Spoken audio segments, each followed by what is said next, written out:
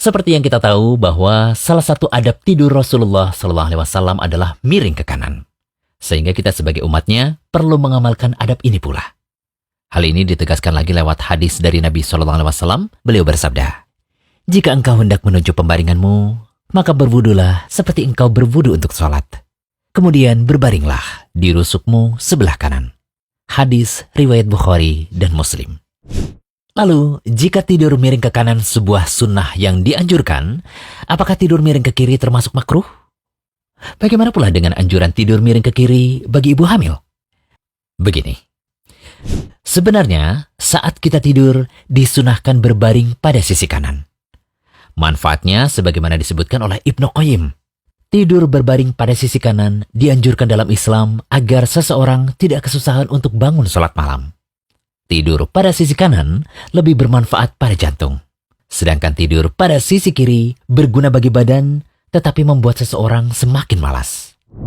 Perlu diketahui pula bahwa teori kedokteran menyebutkan hendaknya ibu hamil dengan kehamilan besar tidur dengan miring ke kiri. Hal ini dikarenakan vena cava inferior yang merupakan salah satu pembuluh darah utama berada di bagian belakang sebelah kanan. Sehingga jika terlalu lama tidur terlentang atau menghadap ke kanan akan menghambat aliran darah karena tertekan oleh organ dan janin yang besar. Jadi kesimpulannya, karena tidak ada dalil yang mengharamkan atau memakruhkan, bukan berarti hanya karena sunnah tidur sebelah kanan lalu kemudian tidur sebelah kiri menjadi otomatis makruh hukumnya ya. Boleh-boleh saja kok sesekali tidur miring ke kiri. Yang penting jangan tidur tengkurap. Hal ini sebagaimana hadis dari Ibnu Tighfah Al-Khifari dari Abu Dzar, ia berkata, Nabi SAW lewat di hadapanku dan ketika itu aku sedang tidur tengkurap. Beliau menggerak-gerakanku dengan kaki beliau dan bersabda, "Wahai Junaidib, tidur seperti itu seperti berbaringnya penduduk neraka." Hadis riwayat Ibnu Majah. Al-Hafidh Abu Thahir mengatakan bahwa hadis ini sahih. Syekh Muhammad bin Shalih Al-Utsaimin rahimallahu berkata, tidak pantas seseorang tidur tengkurap, lebih-lebih lagi dilakukan di tempat yang terbuka. Karena jika orang banyak melihat tidur semacam itu, mereka tidak suka.